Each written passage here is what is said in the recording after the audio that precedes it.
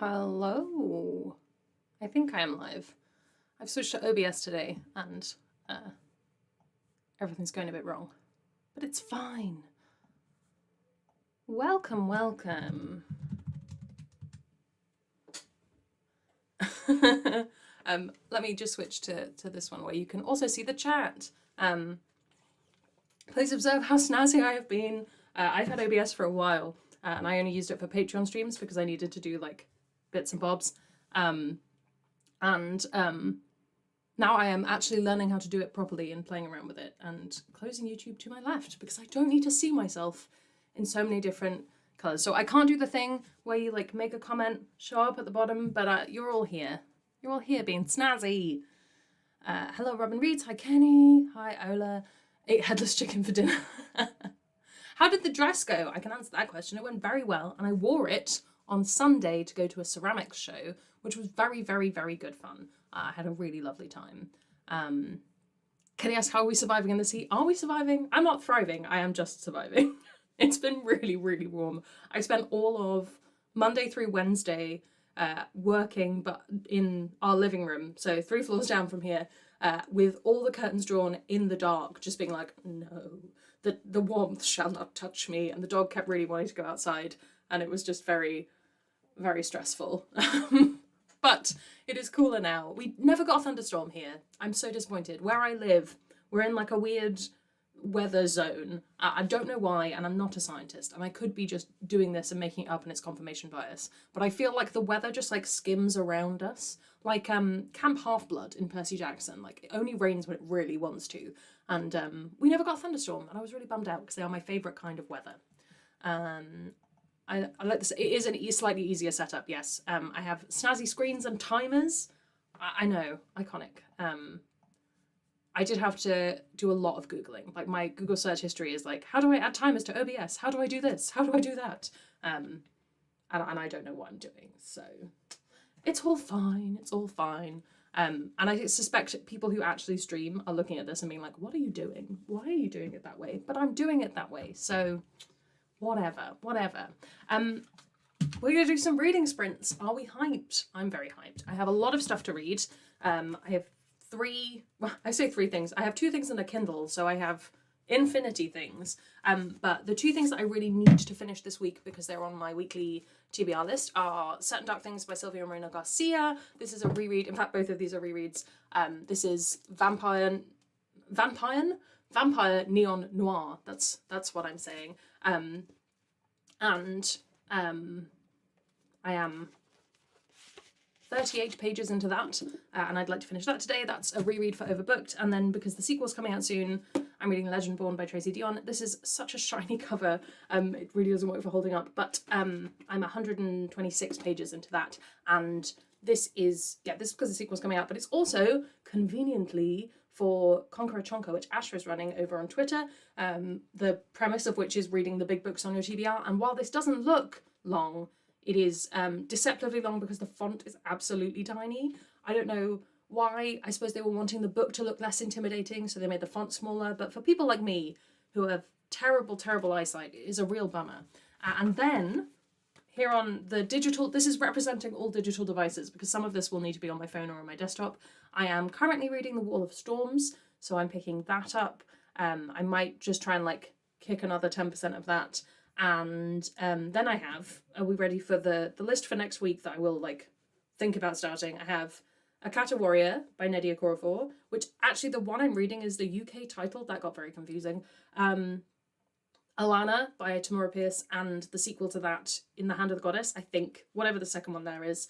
And then I also have The Very Secret Society of Irregular Witches as a review copy. All of this needs to be finished by the end of July. That's doable. That's very doable. So yeah, the strategy is I'm going to do my usual read 100 pages and then, or read to the 100-page mark and then swap for these 2 until they're done, and then I'll read like 10% or 100 pages of everything else because I like to have a strategy. I'm obnoxious that way. Certain Dark Things is on Justine's TBR. Oh, it's so good. Have you got Daughter of Dr. Moreau lined up? I'm very interested to know your thoughts on that. I was talking to Angela about it yesterday because she needed to know what genre it was, and I was just sat there like, I genuinely can't tell you. I think probably sci-fi, but my feelings on sci-fi are very different. And Justine also believes in me, which is always nice. Always nice. Yeah, I got a lot of reading done this week because of the heat. I don't know if anyone's watched my Friday video, but I was basically like, it's too warm. I just want to read things, but I'm also in a dark room, so I'm just going to read digital things. So I picked up like all sorts from my TBR. It was really, really satisfying. And yeah, enjoyed it. 22% in, and my pre-order is like, oh no, that's such an annoyance. My pre-order of Psalm for the Wild Built, no, sequel, Prayer for the Crown Shy, is, I know it's not coming until mid-August, and I'm so frustrated because like, it's out. People have their copies. Give me mine. Yeah, annoying. And read The Hypnotist by Lars Kepler, detective Scandinavian thriller. Oh, my mum loves those. That's not me saying like you are being a mum right now, but my mum is just obsessed. And she always tells me about them like I'm going to one day read them, but also spoils them. So she describes it to me in such great detail that I'm like, well, I know how it ends now, Mum. That's not helpful to me. Because mums. On the bright side, I don't get to see my mother this week, which doesn't happen very often because we're driving up to Nottingham, which would be very nice, for a wedding, which is why I'm making the dress. It all comes full circle. Or made the dress, I should say. It all comes full circle. Beep, beep. So yeah, that's the plan, that's the strategy. And I'm just like carefully ignoring all of the filming I have to do because I think it's just going to have to be pushed into August because I do not have the brain power to film 8 videos in the next 7 days. It's just not going to happen. Not going to happen. Hope you're going all day today, at least for a few hours. I am going to go until I have to walk the dog, basically. So that depends how warm it gets, and because if it's too warm, I can't walk her, so I'll just keep reading. Or until I get too hungry. That's my other metric for leaving. But part of the reason we have left StreamYard behind us for now is because I was running out of StreamYard hours and I refused to pay to upgrade the plan. I was like, fine, I'll learn to use the free software well. Zombie sex, so it's sci-fi indie romance for me. Barbarian Alien. I read that as Barbarian Alan the first time, which is a very different vibe. Barbarian Alien sounds much more interesting than Barbarian Alan, who's just there hanging out with his horde of barbarians like, guys, what about the accountants? I'm going to read Mouthful of Birds by Samantha Schweblin. Schweblin? I read Fever Dream by her recently and it was amazing. Ooh. Reading The Temptress by Sarah Shared. Oh, this is what I just can't read. The review is due tomorrow. Got to finish it. That was me with Just Like Home. I was sat like figuring out what I wanted to pick up next, what my digital TBR was going to pick up, and I was like, I don't know. I've got all of these wonderful options, and then my brain finally focused in on the pub dates. It was like, oh, Just Like Home comes out tomorrow, right? Let's focus in on that. I can definitely finish that in a day. It'll be fine, right? And it was, but I really gotta get on top of this TBR business. It really needs to happen. How are people doing generally on their like reading goals for the year? Whether that's your Goodreads and or Storygraph challenge versus other things. How is that going? My page goal, I woefully underestimated how much I was going to read. Yes, pages. Partly because it started including audiobook pages, and I was like, oh, I'm nearly there. But I'm interested to know how it's going. Barbarian Bob. But then you could have like a third book where Barbarian Bob and Barbarian Alan meet and decide to start like a barbarian insurance firm, and you'd have like some Colour of Magic elements in there. I like it. I'm here for it. I'd read it. I'd read Barbarian Bob and Barbarian Alan, like Barbarian Maureen, who lives in HR, works in HR. Okay, so just over the halfway mark, so on track. Nice. Justine smashing Goodreads goal of 50. Set it lower so I'd read longer book. Well, that was why I put, actually, to like do the opposite, I set a pages goal because I was tired of like, this is utter nonsense, by the way, but some like weird brain logic was happening where I was like, well, reading like a short story, even if it's reading it as like a physical thing, like on my Kindle. So the File Twister Papers, for example, by, oh, come on. Why wouldn't it come to Murray Brennan? There we go. Was it's only a few pages, so I was like, well, do I list this on my Storygraph because I have read it and I want to record that I read it, but then it's going to count as a book, and like, and that's utter nonsense, and you can count whatever you want to count, but my own personal brain logic, I was like, well, why don't I set a pages goal as well, and then I have the two together, and I can be like, I read this many books, but I read more pages than last year, so I found that helpful. Numbers goals going very well, much ahead. Hours and pages gone, a little bit more behind. That's okay. Reading more non-fiction. Ooh, that's nice. Nice. I have not read much non-fiction this year. I've read one, maybe two, because Storygraph was counting a poetry collection as non-fiction. 35 of 65 books, one book behind schedule. Nice. Great amounts of books I'm read, but crap on my other goals, 22 and 22. Yeah, it's so difficult to monitor them. Unless you're a real spreadsheet fiend, then it can be very, very tricky to keep an eye on them enough to keep you motivated. I always set my book target really low, so I did mine ages ago. I might increase it so I can see the confetti again. I like that as like a motivating thing. Is I want the graphics. That's what I need. Barbarian Karen. Oh yes, well she would feature as well, of course. There's the whole Barbarian Office Squad. There is a book like that, and I can't remember what it was now. It'll come back to me. 226 or 365 graphic novel. As I say, count all the things. I counted graphic novels. I count poetry. I count short stories. I count all of it because it's all books. I sort of come down to if it's got an ISBN, it counts. And even then, I'll count some things. My target was to stop getting library books and read my own books, which is not going well at all. Whereas I need to do the opposite. I really want to get back into using my library. And I came so close because there was something I wanted to read from the library. And I was like, oh great, I'll order it in. And then I realised I've absolutely no idea where my library card is. No idea. It's somewhere in the house. I definitely moved it here when we moved house because it's within these walls. But where, I do not know. And that's even worse because I actually have 3 library cards because I have my actual library card and they give you 2 like keyring fobs so that you don't lose your library card.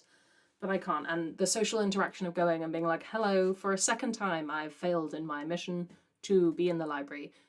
So that's like a 2023 project, is finding my library card and using my library. Always pick up non-fiction in November at least. Oh, interesting. Book 3 Karen. Using the Storygraph challenges a lot for different things. I never recommend it. Yes, I wanted to set one up this last year, I think. What I really wanted to do was do reading everyone in Space Siren's favourite book from the previous year. And I wanted to set it up as a Storygraph challenge because I thought it would be fun. And then no one could pick a favourite book. Everyone refused. Everyone sent in multiples. I think Kayla sent in like 10. And I was like, Kayla, I can't. No. It's not happening.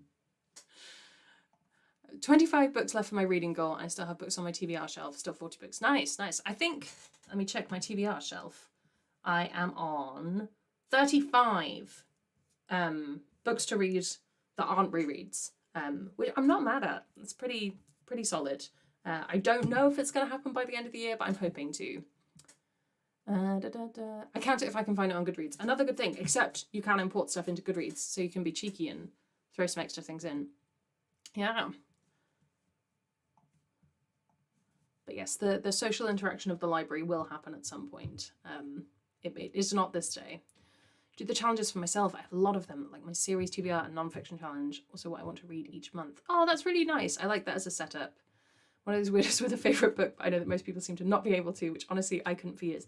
I think it also depends, like for me, I find it quite easy to like match things up against each other.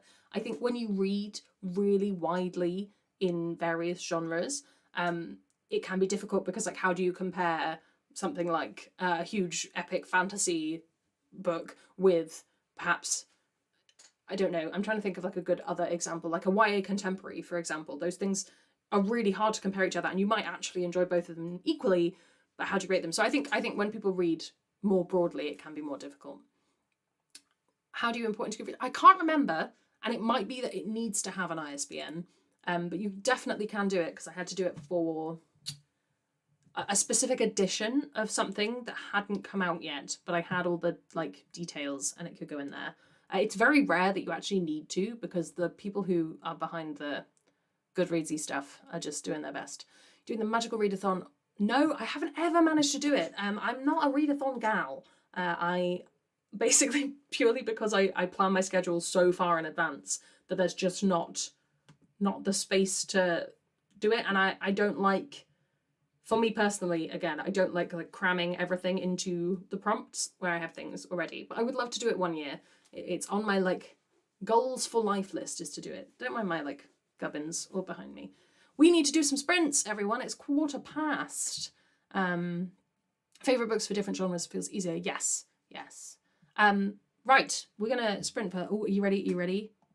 Video with timer. Ooh, I did it. We're gonna sprint for half an hour or so, and I will actually turn off my microphone. I'll remember to do that. That's a good thing I can do. Right, we'll be back in half an hour, and let me know how it goes and what you read and what you're doing. All right, are we ready? Are we ready?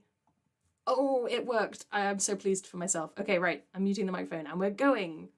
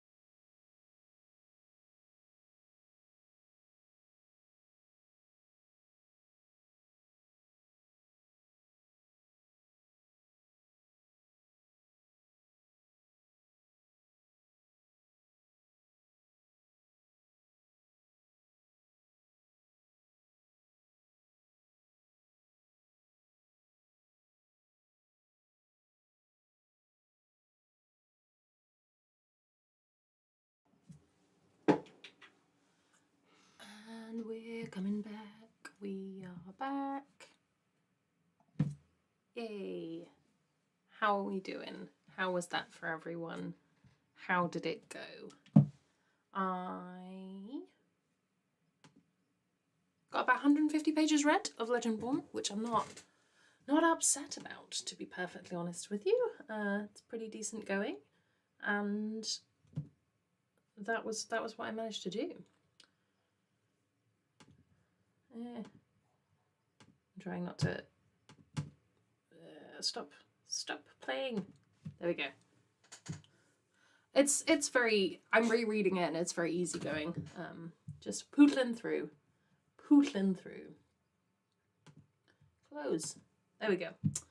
But yeah, put on some dinner on. I read 14 pages. Nice. I need to decide what I'm doing for lunch today. I think I'm going to make spaghetti, and I'm excited about it because I enjoy saying spaghetti and I enjoy eating spaghetti. Saying linguine is much more fun, but spaghetti is also good. I've said spaghetti too many times now, the word has lost all meaning. Read a bit short stories, think about 40 pages. Nice. Which particular collection are you reading? You probably have already said, and I've already forgotten because I'm a terrible person with a brain like a sieve. But yeah, I'm 258 pages into Legendborn. I'm about that far through. This is a very old Daughter of Smoke and Bone bookmark that just happened to already be in the book, which was very helpful. Thank you, past me. It's a good time. It's a fun book. I think it's doing what it needs to do, and it's not really doing any more than that, and I'm enjoying it. Mouthful of birds. It's very odd. Ooh, I'm Googling it. As ever, this is the classic. If you've not been up my sprints before, it's just me Googling the books that people are talking about, so I can decide if I've seen them before. Ooh. Oh, you did say, yes. Intriguing. Ooh, very literary. Interesting. It's a beautiful cover, though. It's like, butterflies? Maybe? I don't know. I'm intrigued. It's very nice looking. I don't really tend to get on with short stories, but I continue to try for some reason. I found, because I'm a similar person, I find I've never really found a collection where I've been like, wow, I really feel like I got that. And I think it's because I was reading compilations of stories by different authors rather than a collection of stories from one author. Because like the ones that I've really enjoyed have been Boys, Beasts and Men by Sam J. Miller and the N.K. Jemisin Future of Another... Nope. How Long Till Black Future Month. There we go. And I really enjoyed that. So I think for me, it's having one author rather than a collection, because I prefer examining someone's themes rather than one theme for a bunch of different people. That's just me. And maybe I'll eat my words later on. Hi, Rachel. Nice to see you. Or, you know what I mean. See you, be in the same digital space as you. There we go. I think it's butterflies, which is odd given the title. Yes. I mean, maybe feathers. Feathers are a vibe. I'm trying to get a larger version up on my other screen. Or I would fling it up on screen. But as we know, I've managed to get this to happen. And if I touch it, it's all going sideways. Yeah, no, butterflies. Do you have a physical copy? Because it feels like it should be iridescent. And I would like a book cover that's iridescent. That would be nice. But yeah. I meant to switch over from Legendborn to Certain Dark Things. That was my strategy, but I've not done it. I'm just going to plow through with Legendborn and then switch to Certain Dark Things because for me, Silvia Moreno Garcia's writing is quite a bit slower than this YA fantasy. I don't know if that's shocking to anyone, certainly not to me. So I'm gonna focus on the YA and then move into a different brain space. With the fuel of pasta within me, I will finish that. Enjoy the single author collections at the same time. Multiple author collections are good for at least trying to... That's so true. There's one... Is that video up yet? I don't think it is. I've got a new releases video for the end of the year coming up, and there's a collection called Africa. It's either Africa Rising or Africa Risen that I really want to read. That's a collection, and that's a case of like, oh, this is a really good place to find short story authors that are not already on my list, because I literally know one author from the list, and that's a little bit rubbish. No, it's not up yet. It'll be up this Thursday coming. Let me double check my spreadsheet. A spreadsheet queen. Yes, next week. It's my last video before my hiatus. So yeah, I'm looking forward to that. I'll probably order that. I think that's a tour collection. Digital, well, if I see it in a bookshop, I will snap a photo and we can discuss whether it looks nice physically. Divide with short stories. Only read one collection I like, the rest I DNF'd. Excuse me, it's so interesting. I don't think I've ever DNF'd a short story collection because my like optimist brain just goes like, well, one will be good. And quite often you do find like one or two that are real gems. I really liked The Way Spring Arrives and Other Stories. That had some really interesting essays in it on translating fiction, which I thought were really fascinating. One from R.F. Kuang, and I just really found that an interesting collection. But overall, the actual stories, I was like, eh. So I think it's tricky. It's always a bit of a mixed bag. Yeah, tricky. At some point, I want to get around to doing like reading the full everything from the Hugo's nominations list that I've never read, including the short stories, and I just never have. It's not my priority at the moment. Too much FOMO to DNF short story collections. Exactly. All of them being 2 or 3 stars, and then if you have 1 star, just 1 5-star, it just starts. Yeah, I mean it's a tossing up game. Mixed. Can you tell it's starting to get warm in my office now? Oh dear. I turned the saturation up on this camera and it's making me look very ginger. I have very, very old, like from like maybe here down, incredibly old, slightly hennaed hair. And the camera's really picking up on it. But otherwise I looked very dead. So that's why it's coming off like I'm very ginger. So I feel like they're a waste of my time a lot of the time. See, I think it can be. And I think it depends how you read them. For me, this is all for me personally. If they feel like a waste of your time, totally valid. Try not to prescribe things for other people. But I find it's how I read them. And if I do like I'm going to read 1 story a day for a week, that doesn't work for me. And I appreciate it does work for some people. I'm like, nope, I need to read like a couple and then set it down for a month and then maybe pick up another one again just when I want to get to it. That's how I have to read them. But yeah, if they're never working, like stop reading them. Or if there's a way of reading just the short story from like the authors you're interested in, because that's always what sells it for me. I'm like, there's a story by Becky Chambers in here. Yes, please. Thank you. I will be obtaining that. That will be mine now. Give it to me now, you know? Skip the ones we don't like. Vibe with the other ones, just read those. Also a very good tip. And I think there's something to be said for not taking a punt on the short story collection. Like, if you've not heard anyone talking about it, wait and see. Like, I know I want to read Escalation because Angela has talked so much about it, and I'm keen to read that. But if there was something that I didn't have anyone I know's perspective on, I'd be like, I'll hang around for a bit and see what they think, and if there are any gems in there. Well, it was Look Both Ways by Jason Reynolds, but it was contemporary middle grade. Ooh, interesting. I haven't read any middle grade short stories, I don't think. In my time on the internet, I don't think I've read middle grade short stories. I'm trying to read a little bit more middle grade in my life at the moment, just purely by coincidence. It is happening, and I'm enjoying it greatly because it feels very nostalgic for me. It's nice. And I continue to try and plan to finish off all of the Rick Riordan, Percy Jackson, multiple different realms of gods exist kind of books, and I've never got past the first one of the Roman ones, and I just need to get at it, really. I feel like I don't get the point of them a lot of the time. I need a GCSE explanation book that analyses them to read alongside. Ooh, yes, Spark Notes, but for short story collections. You do get some. There's a vampire one that Titan came out with last year that had a little bit from the editor at the start of all of them that was just a little bit like, this is the vampire idea that people were drawing on for this story and this one. And I found that really useful just for like a little bit of context. And I think because you're quite often jumping from one like quite immersive world into another, particularly with speculative short story collections, you need like that little easing you in, you need that transition. It's like being to use an example from my life this week, it's like being at a drag show and you just need the hostess to come out and be like, next time introducing this performer, right? I think that's helpful. I liked Boys, Beasts and Men for that reason, that it has like a little in-between scene for all of the stories, which works really, really well. Kindred 12 Queer, what's YA stories edited by... Ooh, interesting, interesting. But yes, sometimes they do have that just at the end, and I'm like, no, slot it alongside. I find that useful. I also always want the author biography with the story, not at the end in like the about the author section. I just want to know, like, this is this person, this is what else they've written, and here is a list of their other works and books if you want to read that. Like, just put it all together, and then I can read it. Especially when it's review copies and or just Kindle books where you can't just flick to it when you need to know. It's like a whole palaver to flick over. That's my feeling. But I have a lot of complaints about the structure of structure of ebooks anyway. I want it to be easier to flick.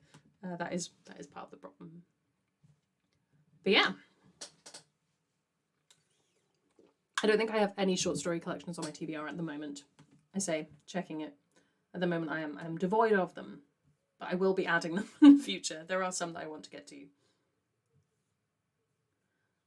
Primarily, I know I'm going to want to read the Robin Hobb short stories, which I have at one point in time started and not finished, and also Brandon Sanderson short stories. That was another one I definitely want to get to, and Exhalation, and The Paper Menagerie. I think those are all the ones that are vaguely like on my proper list to read. But I just need to obtain them and read them and do all of that stuff. That is the process of reading a book. Anyway. What have we got planned for the next sprint? I am going to try and get to at least page 350-ish of Legendborn. Chapter 39. Maybe I'll shoot for chapter 40. Yes, oh, all right, there we go. If I can get to page 372, that's the start of part 4. That would be satisfying. That's the plan. Love book study and reflection acquaintance in high school. Read a couple of books I love in school. Yeah, there's something to be said for having someone be like, have you thought about these themes? Books with book club questions in the back always fascinate me. Not vibing with short things. Novellas, it's always good. Well, I mean, yeah, to each their own. What suits you is what suits you. I like a mix. Any reading is good at this point. So true. I'll take any of it. I've just realised that I need to update my series tracker for a couple of things. Let me just... Sorry, this is just for me to be satisfied. In the past, I was really, really optimistic. And I was like, look at all these series I have yet to read. I'm going... Ooh, that's not what I wanted to do. I'm going to try and cut that down to a third of what it is by the end of the year. That's not doable. What was I talking about? What was I saying? That's not what I'm going to do. But I am doing it nonetheless. Read 20 pages, but dinner will be ready in the next sprint. Valid. Dinner always comes first. Food is the priority in all things. I just want to eat. Like to the point where maybe this is the sprint where I go and make my spaghetti. Maybe. I might have to abandon you just for a bit of time. But how many have I finished this year? 150 something books. I think it's 51 or 52, of which were series books that I was trying to read. I haven't actually got the stat for that. I think I've like completed 3 or 4 series though, or got them back up to date, which is really good. Excuse me, I'm just going to cough very briefly. There we go. It's the beauty of being able to very quickly mute a microphone. Let's do it. Let's sprint some more. Let's eat some foods. Let's have our dinner / lunch / whatever we're doing. We're gonna move into a time of sprinting. Ooh, the timer's going up. Let's go. I hope that you all have a wonderful half hour or so, and I'll see you back here if you're on UK time at about 12:30. Bing! It is going. It's happening.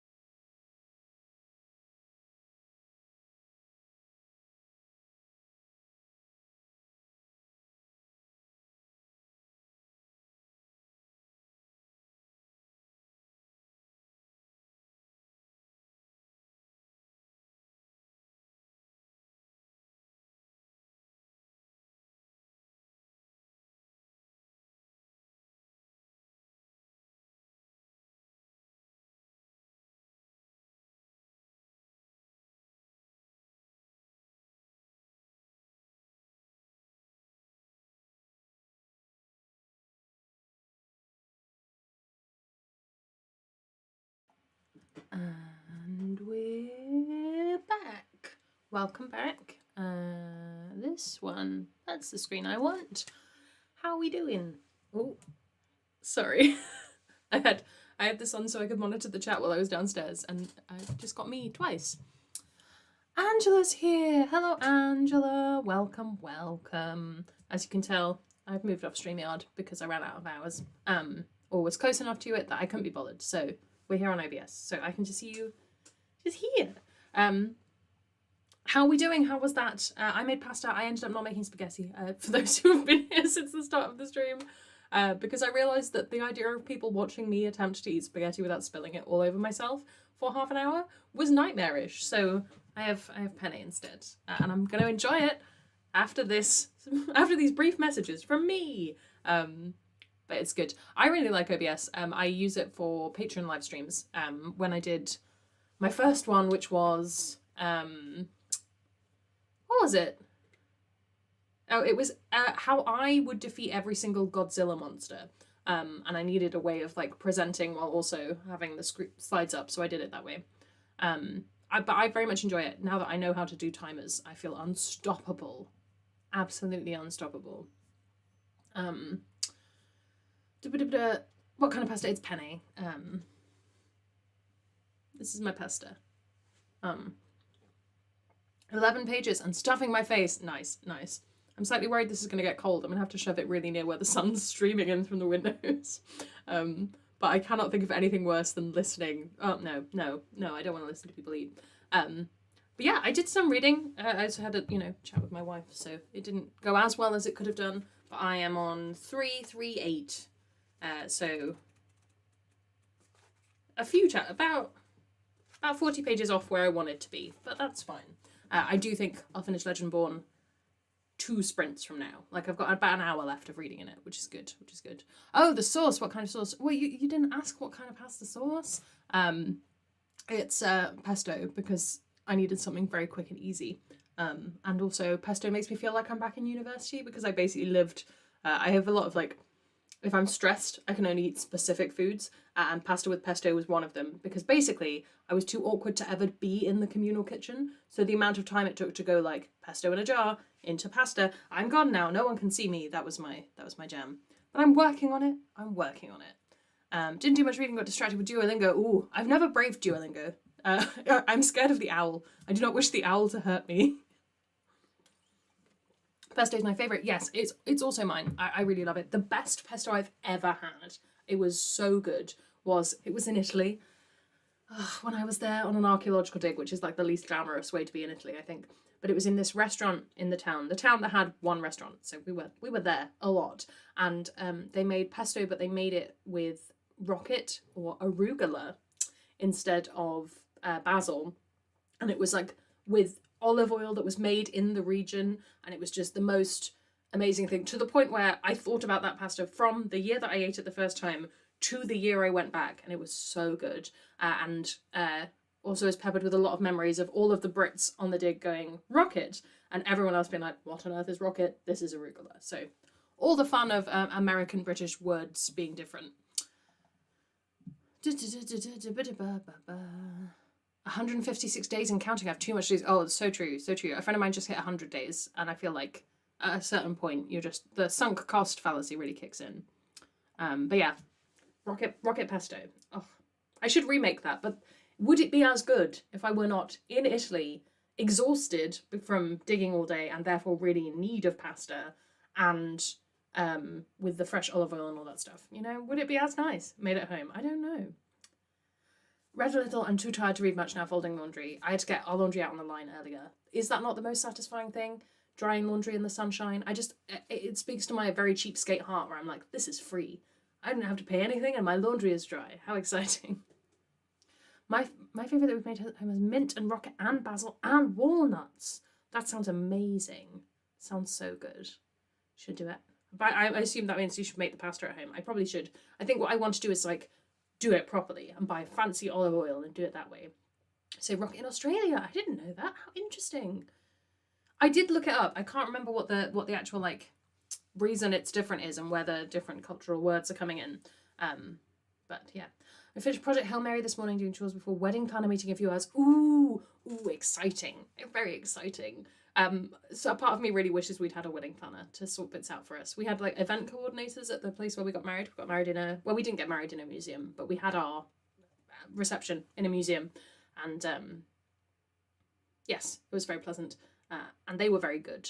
And obviously all the catering came in with that. But if someone could have planned like the journey between the two locations, like where we got married and the museum, because we didn't think it through, and there was ridiculous traffic on the day because Oxford's a city with a lot of rivers, and one of the place between where we needed to go, there was a big road bridge, and that was down. So everyone just got stuck in everything trying to get there. So we were the last people to arrive at our reception because we got stuck in traffic, and most people just walked. But I couldn't really walk in what I was wearing, so that's a thing you don't need to worry about if you get married and have your reception in the same place. And someone could have told me that, I would have been like, oh, great. It does sound very fancy. It was particularly, it is a fancy place. It didn't feel fancy to me in a really nice way. Like, it's a lovely museum in Oxford called the Ashmolean, which has a lot of different stuff in it, but I'd obviously had a connection to it because of my degree. I'd had tutorials and stuff in the museum and had a lot of like connection to it, and I felt really nice about the money from our wedding, like the profits they were making off of us as people, going back into the museum rather than like, we looked at a couple of places that were like pubs that had put marquees up in their back gardens and so such, and I was like, this feels different. Like, giving my money to a museum was nice. Yes, it was lovely. Lighting in a museum apparently very difficult for photographers though. Got married at my reception in my in-laws' backyard, 4 guests. Oh, that sounds, to be honest, like wedding stressness. That's how I would do it now, I think. Friends had their reception at a natural history museum in the cocktail. We got to explore the exhibits while drinking, which was fun. Yes, so the Ashmo has like a lot of floors, and you have your drinks reception down at the bottom, but because of the way the building's structured, it goes all the way up, so you can kind of see glimpses of the different exhibits, and the stuff that's downstairs is the statues. So there are a lot of wieners in our wedding photos, just there, just in the background of all the shots. That made me pleased. But I feel like Natural History Museum is very, very snazzy. I'd show you a photo, but all of our wedding photos are very out of date because of various reasons that if you know, you know. I'm trying to see if there's one that just has me in it. Or just has the museum in a nice way. Where are my albums? There it is. Now I have to like awkwardly scroll through all of them. Oh, here we go. Can I find one that's just me? I'm going to say no. I don't think wedding photographers particularly prioritise putting just you in a photo.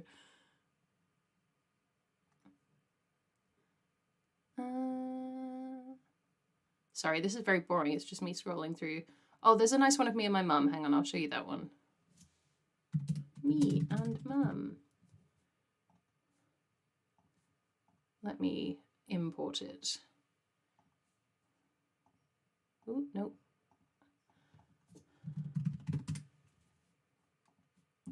Two seconds. I know this is incredibly boring. This one really makes me laugh.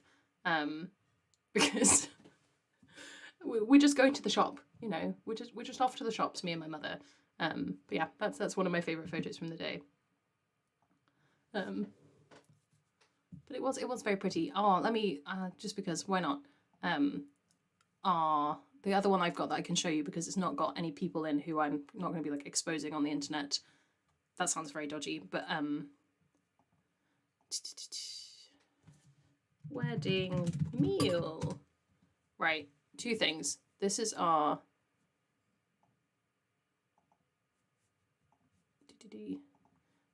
place setting. So you can see like the statue gallery and all the things, and just on the left you can see our wedding cake, which was book themed. Unfortunately, this was in the past, so one of the books is Harry Potter and the Goblet of Fire. Because at the time we were just like, we need to think of a 3rd book because the 2 other ones were really relevant to us. We just picked like a random, ooh, that's the background, not the image. There we go.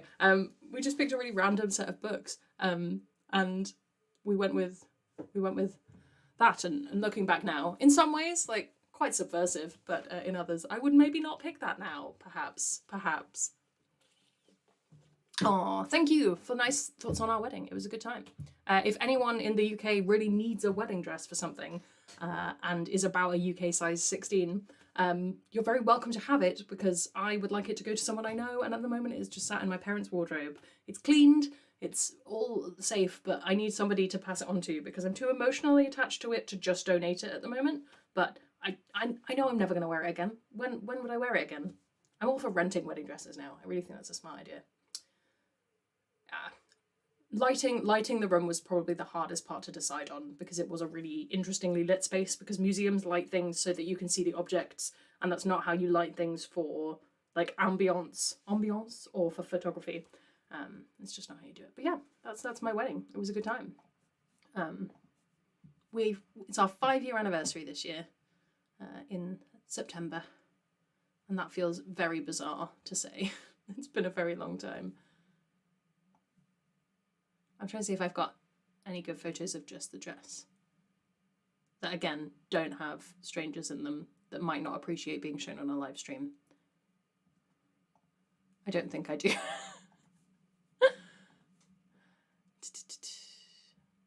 If you never donated, you should think of a cool sewing project. Yeah, it was like, I didn't pay for my wedding dress. My mum really, really kindly paid for my wedding dress.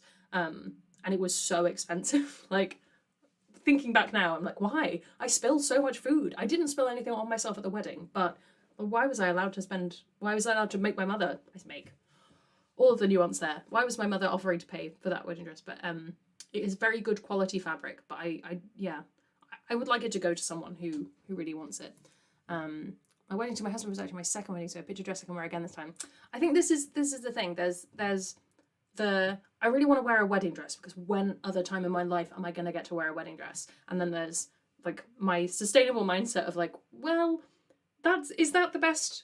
Have we just invented this as society that we need that? So, interesting thoughts. But yeah, I think we're going to hit like the next round of people we know getting married, and a lot of them are very sustainably minded people. So I'm just going to be like, this dress is absolutely free and it's literally been worn once. And my veil has gone to multiple people, because my mum was doing some mentoring, and a few of the people she was mentoring were getting married. And she said, do you want, my veil was like sheer, as all veils are. If they were opaque, that would make it very difficult to see, but had like little sparkly dots all over it, and it was gorgeous. Like, if I could just wear a veil in daily life, would 100% just wear a veil. It was very lovely. I just want to sparkle all the time, always. I might have one. Oh, here we go. Here's one that's just me. Just me. Me having a little bit of a moment. All right, are we ready? Are we ready? And then we'll do sprints again. This is me through the church door by the fire exit, because nothing in our wedding was aesthetic except the museum. So it's like a beaded bodicey thing, and then the veil was down the back. It's very lovely, and had been hemmed to my height, which I think is honestly one of the most important things, is having the right length hem. But it is very beautiful, and the flowers are very beautiful. That's my wedding dress. I still need to get a dress, hoping to find one I like that won't break the bank, and then need to get creative on how to repurpose it. Yeah, I think that's the answer, is knowing what you're going to do with it. And if you're going to donate it, like knowing that you're going to do that from the off is helpful. You, me, and I, and all of us are going to sprint again. And by sprint, I mean I'm going to chow down on this bowl of pasta, but muted, so that you don't have to listen to me. And it's going to be fabulous. So yeah, I hope it all goes well with the next sprint, and we'll chat more about all of these wonderful things when we're back. Let me switch over to timer setting. Ooh, it's still here and it's still snazzy. I keep expecting this to break. Let's do it. 1, 2, 3, go.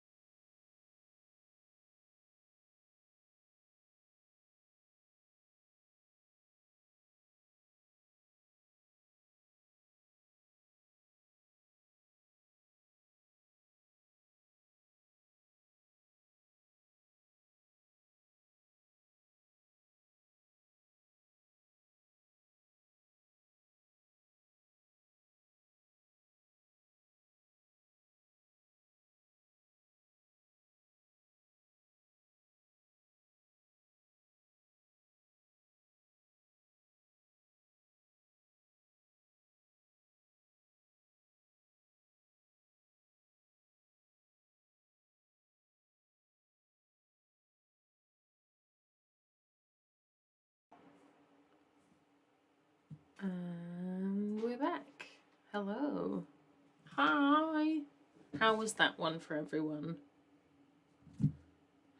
Getting notifications all the way, everywhere.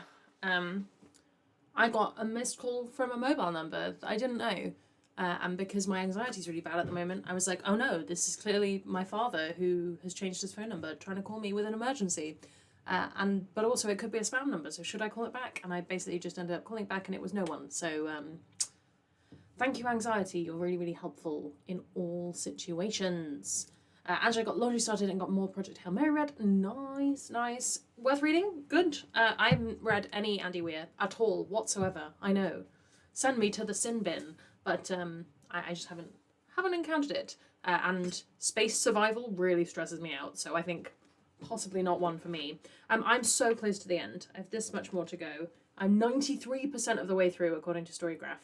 So this will be complete right at the start of the next stream, next sprint. But I'm really, really enjoying it. It's like, on the one hand, it's not like the most amazing YA novel I've ever read, right? Because how many of them are? But it's really filling like a space in my life where I'm like, I appreciate this. I enjoy this. A little bit of Best Served Cold. Ooh, that rings a bell.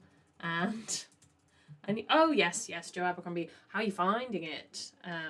That is one of the ones I haven't read. Yes, it's one of the standalones. I need to get to them though. It's on my list. I have a lot of Joe Abercrombie on my list actually, but I don't want to like do all of it at once because that's just too much for me. I need to find a good time and schedule to do it.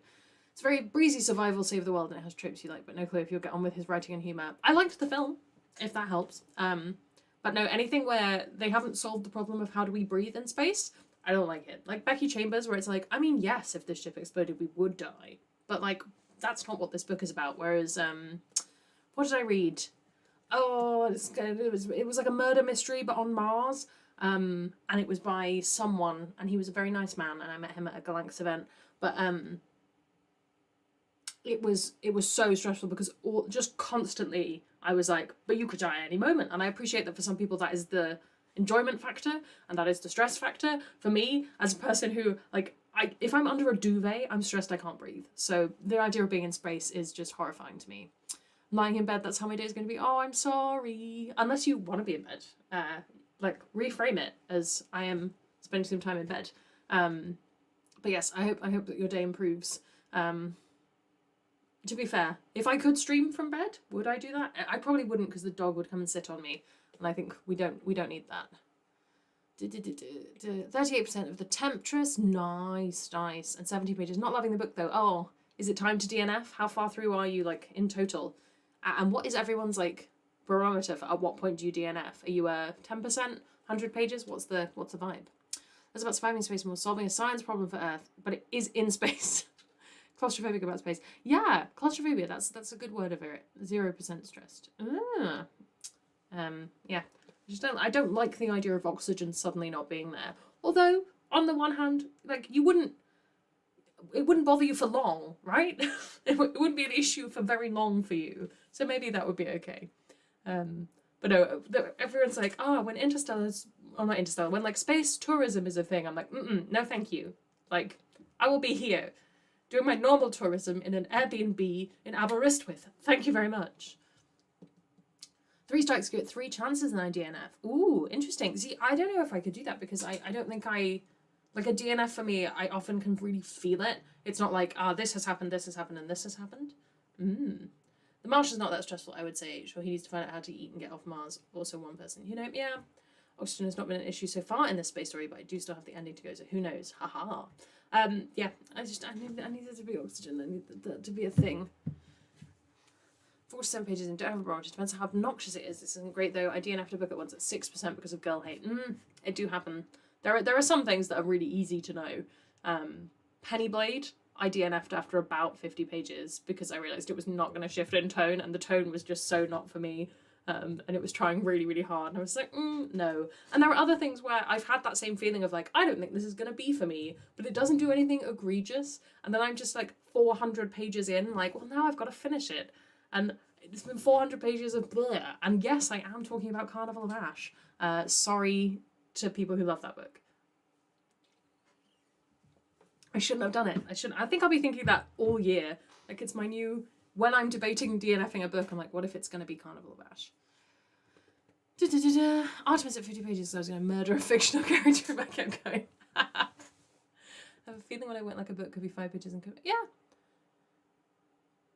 I think for me personally, it's different when it's, I don't know, maybe it isn't. Let me talk aloud. Let me muse on this with you. If it's a review copy, I feel an obligation to give a book a chance, more so than I probably do if it's a book that I've got for free for a different reason. Like if it's a library book, I'll be like, this was fine. If it's a book that I've purchased, then I have a certain amount of like, well, I've put money into this now, so, and if it's a review copy, I have a certain amount of like, well, I have an obligation as a reviewer to at least try and give this a fair review. And for me, that's about 100 pages where I can be like, I gave this its best shot, it wasn't for me, and I can still like write a decent enough review of why that was the case, and why if you are a person who enjoys the things that I perhaps didn't enjoy, this might be a book for you. But very rarely have I DNF'd a book that I physically own, or a book that was for review. Like, it has to be quite bad. I know some people who are so good at DNFing, and I just imagine they must have a wonderful reading life.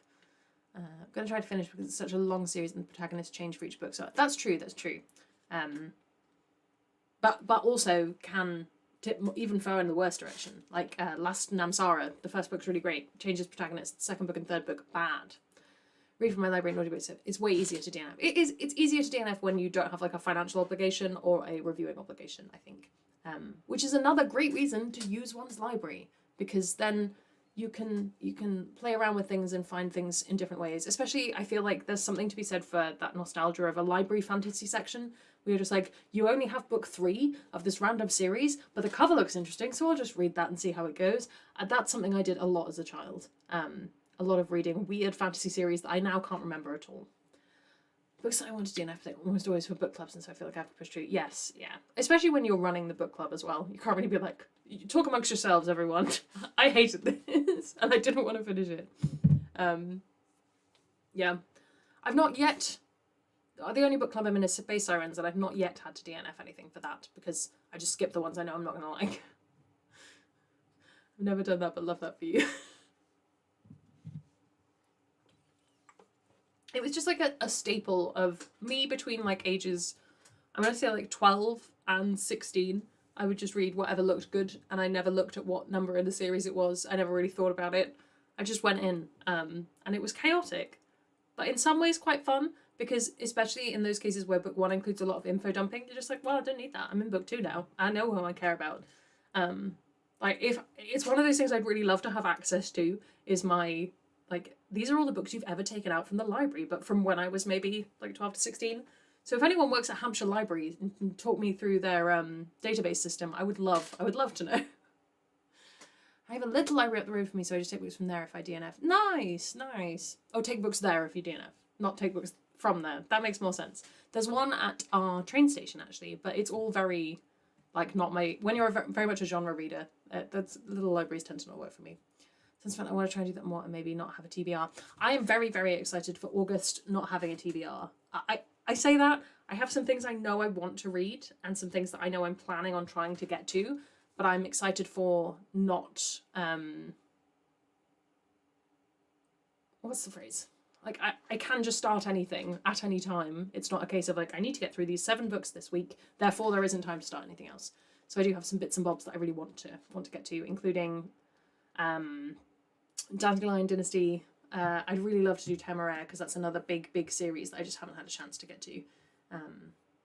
But there will be a list. It will probably be on Patreon at some point of like my vague plans. I wish I had access to all the books I checked out as a kid. It would be so good just being able to be like, I remember reading, especially when you're in like that like in-betweeny stage between like the middle grade section and the teen section. I read a lot of very strange things. There's one that I really remember from school, which was when, so our school had it that we had like a regular section and then a 15+ section, but if your parents filled out a form or like signed a piece of paper, you could read books from the 15+ section without being 15. So obviously I got that on like day 1. I was like, thank you, Mum and Dad, I would like to read these books. And there's one that I remember that I think I read when I was about year 8, so probably about 12, and it was called Love 15, and it was about teen pregnancy, which is very weird for a Catholic school library, but thinking about it, she does just make the decision to have the baby, so maybe appropriate for Catholic school library. And I can remember bits of that book so vividly. Like, there's a whole bit where she has a bruise from a tennis ball on her butt. Why do I remember that? Why is that stuck with me all these years, but I can't remember anyone's phone number or anything? One day I was thinking about doing like trying to find these books from my childhood and reading them and seeing what I think about them now. Would it be good? Would it just be fairly mediocre? I don't know. What was past Judith's taste like? But then you need access to those lists. I still live in the same area as my old library, and I could just go and see what I read. It's nice. I do have everything on Storygraph. See, that's really, really organised. But yeah, it has been quite a long time since I lived where my old library was, and the likelihood of me being able to be like, hey, can I still have a login? Is slim. I'd also, like, my school library, that one would be really interesting, but you just know they've had to throw those out. Data protection rules say that no one can prove what I read when I was in school.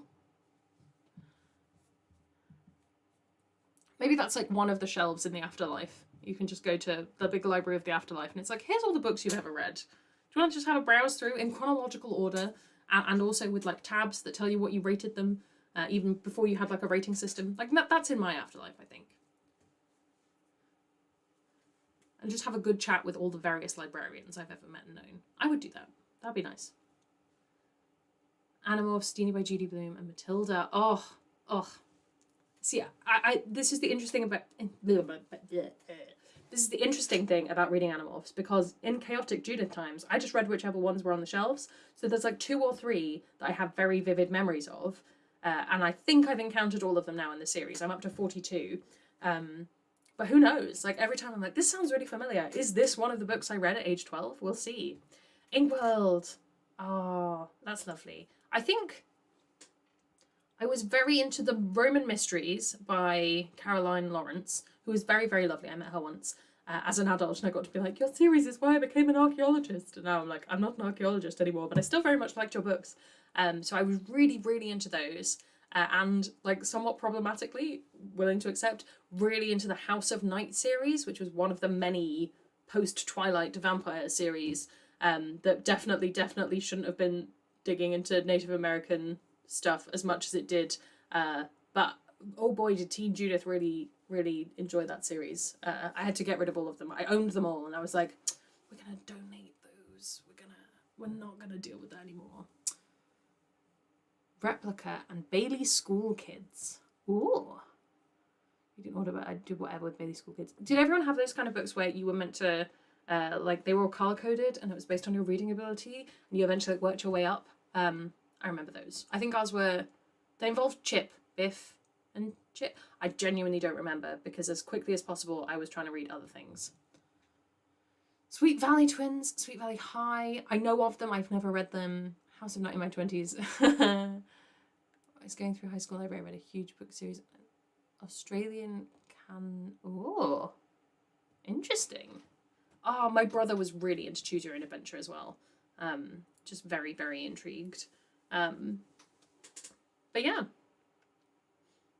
there are like if I could freeze time and go back and just stand in my school library and just have like a moment. It's a very core memory for me. Is my secondary school library. There must have been other things I read, but I don't have a good memory of it. I only read Duchess of Child because Mother Tongue. Love the Spooky Bus series. That sounds excellent. I want the Spooky Bus series. Please, please. Goosebumps and Harry Potter being Fergo. keeping them hidden from us. 9 and up. I mean, I'm trying to think what I would have been reading in about year 4. 9. This is the thing. This is what I want. I want like a nice itemized list where it's like these were the things you were into then, because it's all very much a blur for me. When did we go? Nope, it's not going to come to me. No books, no memory. I read harder books when I was a teenager than I do now. Random dog series called Big Red that was about Irish setters. Oh, see these things, they really like, they hammer home very, very much in the brain.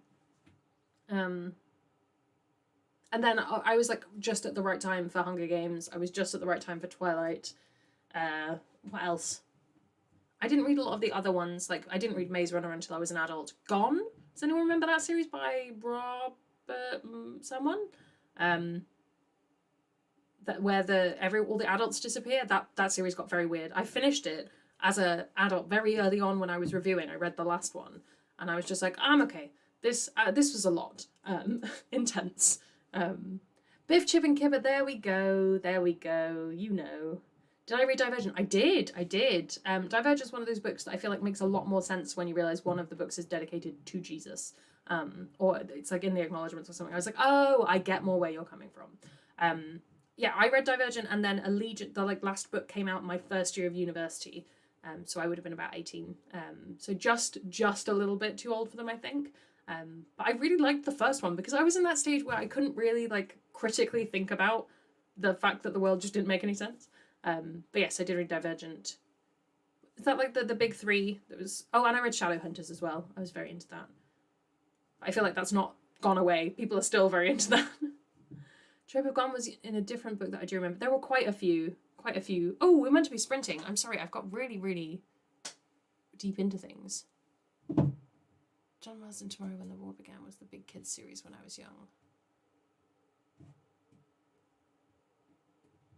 It's not dedicated to Jesus. It's not. That one of them has like, and also to Jesus who did great things and is in my life at the end of one of them. I can't remember which one. But it makes sense. Like, Abnegation has a huge amount of like religious stuff in it that I didn't realize. Like, there's a whole thing with her parents praying and such. Yeah, the third one is super annoying. But anyway, we're gonna sprint. Ooh, who's ready to sprint? Me. I'm ready to sprint. Enough talking about books that are dedicated to Jesus, though we can talk about that after the sprint. Let's reset the timer. We're going to go for half an hour, and I hope that everyone has a good time. If you're in the UK, if you haven't eaten lunch yet, I suggest going and getting some lunch because you are hungry. You just want to eat now. And I shall speak to you all in half an hour or so.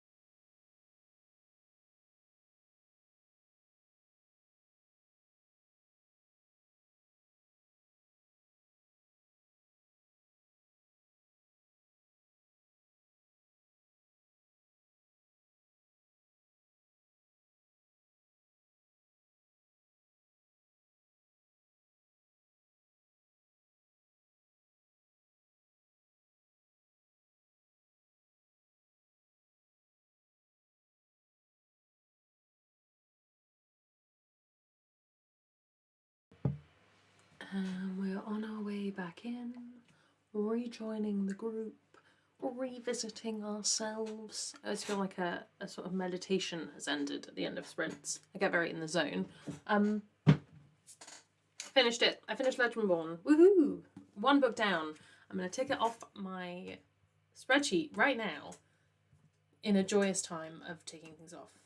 Excellent. 1 more book to read this week, which is Certain Dark Things. I had started this a little bit, but I am now 113 pages through this, and I'm enjoying it. I have read this before. I already read this with Angela the first time I read it, but I was, and Angela can probably attest to this, I wasn't taking in a lot of the information in a helpful way, whereas I feel like I am this time. And one of the things I'm realising is I'm not used to reading books where the protagonists, I'm trying to think of like the right way to word this. What I mean is like not, their intelligence is not in like book smarts kind of stuff. They have a different kind of intelligence. I'm very much used to a protagonist where it's like, I am the smartest one and the brainiest one, and I shall brain my brain into the brainy places.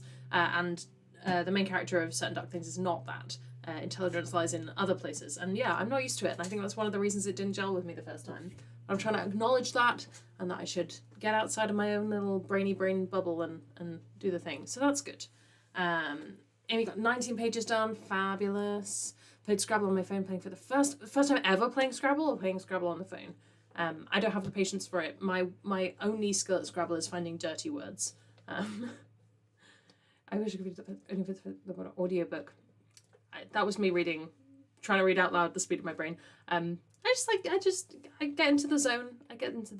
Book smarts versus, I don't know. Yeah, I suppose book smarts versus street smarts is kind of what I mean. But thinking about it, I was like, no, because I've read characters who like had no education because that's the setup of the book. So something like, I'm trying to think of like a good example that isn't the Hunger Games, because that's all that's coming to mind. But like, it's not even like street smarts. I don't know. I'll have a ponder on it, I think. First time ever playing Scrabble. That's amazing. Studying Twisted Love by Anna Huang. Nice.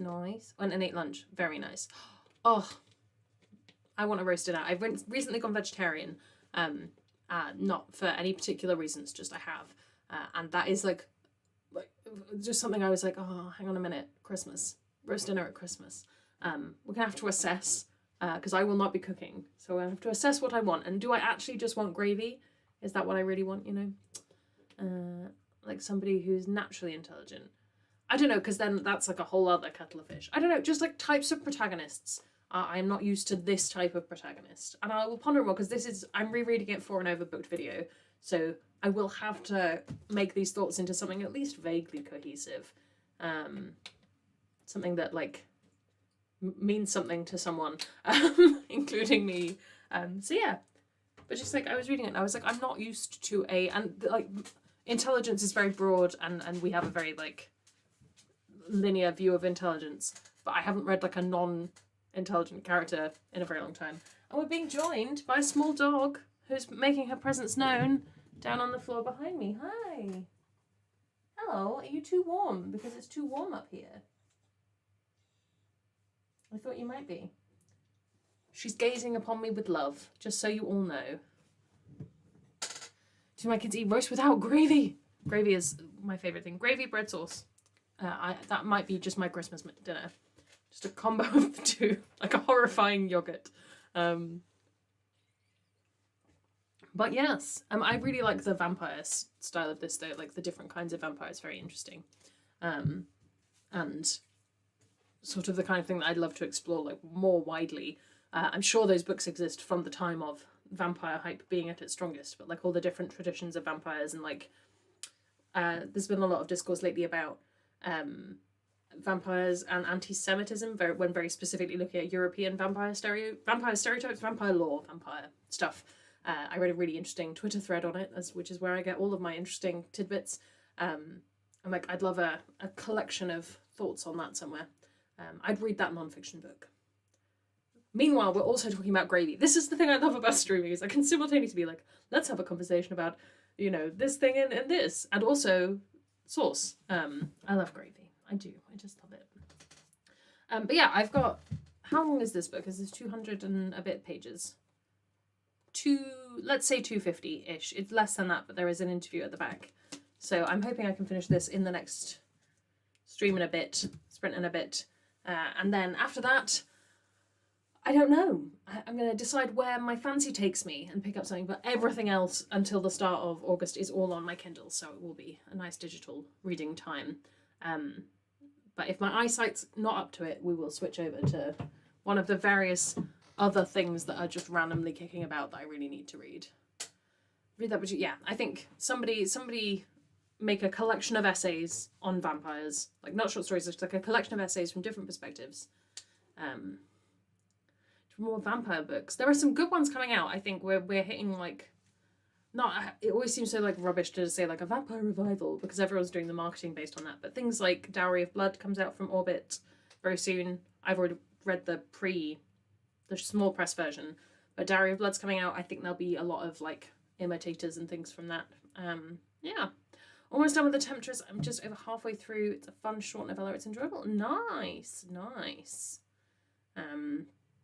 Yes, it's one of the best things about streaming on a Saturday is I just get to sit down and be like, what is still on my list? And I have just been through my series tracker and updated that as well, which is good. And if my target to get it down, like from what it was, which I believe was 84.5 books, because I count novellas and short stories in a series if it's like an extra as a half book. It was 84.5, and I wanted to get it down to 38 books. And it's currently at 65.5, so it's not happening anytime soon. Hello again, it's warm. Yes, it's not too bad here today. It's 24 degrees centigrade today here, which is what, like, I can just look it up. I have like a few that I know the numbers of, but because it's not an exact scale, Celsius to Fahrenheit, someone's Googled it before, 75 degrees. There you go, but it's quite toasty in my office. Heatwave finally go away Monday. I believe it, and I hope it for you. I haven't dared look at the weather. I watched it like a hawk throughout the heatwave, just so I could complain about the weather. But we're meant to get quite warm tomorrow, and then it's relatively chill. Not cold, but just like not excessive for a while. Boo, boo. It has been very warm.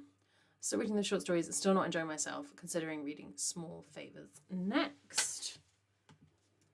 She says, I'm such a visual person. The title of a book is not going to stay with me, but the cover will. Oh, yes, Erin A. Craig. Yes. Rumpelstiltskin, creepy, small town stuff. I very much enjoyed it, but I really like Erin A. Craig's writing. 13 at the moment. Oh. When is this thunderstorm coming? I know. I really want one. My best thunderstorm memory. Me talking makes it sound like I travel all the time. I just went on some very lovely holidays when I was a kid because my parents were very kind and took us places. But when I was in Rome, when I was very little, I was probably about 9. I just have a really vivid memory of being in a hotel with a balcony and just looking out across the skyline of Rome and seeing just the proper forked lightning like I'd never seen before, going all over it, and at one point striking St. Peter's, which was very dramatic. So yeah, that was fantastic. And it's one of those things where I can't think why we were there, because our hotel in Rome was a different hotel, and like I need to talk to my mum about it, because did we randomly stay in an apartment one night for no reason? And I don't know how much of it's that my brain's like amalgamated a dream and reality, and like where were we? What were we doing? So yeah, that's my best thunderstorm memory. Don't think I've read anything of this before. The other one is House of Salt and Sorrow. It's either House of Salt and Sorrow or House of Salt and Sorrows. It is like a haunted house, creepy 12 Dancing Princesses retelling, and that one's really good. Won't finish Project Hail Mary before my meeting, but for sure will today, and then want to get a good chunk of Blood Trials done. I have Blood Trials, did I tell you? I don't think I messaged you about it. I bought it in a Kindle sale, and I'm going to read it maybe in August, so we can have similar chats about it. Exciting. We keep getting promised storms that don't arrive. I get the little lightning icon and I open up the lightning map because I'm that kind of weather person where I want to see exactly where the lightning struck and how far away it is, not out of fear, but just because I find it intriguing. And I open it and then I just watch it whoop around us and we get no lightning. It's very sad. Thankfully though, I should say, I'm aware that I'm complaining about lightning. That's because I don't have a dog who is scared of lightning. Like, she's perfectly chill. Thunderstorms, fireworks, she's absolutely fine. I appreciate other people's pets. It's much more stressful. And indeed, people are scared of thunderstorms, so fair enough. A lot of rain on Thursday, still pretty warm. Yeah. We've had some nice little snippets of rain. It got nice and cool yesterday evening, but since then, no. Trust when my app claims... Never trust when it claims... No! I feel like a thunderstorm is truly just that moment where you just go, oh, the clouds are a slightly different colour. Like, it's not a rain cloud. That's a thunder cloud. And like something instinctual. I love a thunderstorm. Nothing brings me more joy. That's another thing that Italy does better than here. Such good thunderstorms. That's another like core memory, was having an ill-advised, like, this wasn't what one is meant to do during a thunderstorm, but we had a huge water fight in the school playground where we were staying, and just like chucking buckets of water that we were just leaving, and they would fill up with water immediately because the rain was so heavy. Oh, it was gorgeous. One of my happier memories.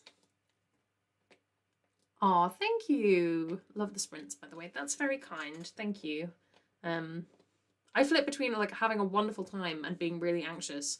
But that's just because of who I am as a person. So I'm trying to fake it till I make it. And I think we're getting there. Like, I'm at a point where I'm like, yeah, this seems like a thing. This is an acceptable format for this. I feel like we're in a good place. A good place. A good feel the electricity. Yeah, exactly. It's that like energy behind it. It's just so fantastic. And I think also because so often they come, especially here, they come after a period of just being like aggressively sweaty. There's just a kind of like natural release of everything. Someone said something once about there being like, the trouble is I have no idea how sciencey it was or how new agey it was. And like I haven't had the chance to look into it, but something about like the charge in the air being very good for your brain.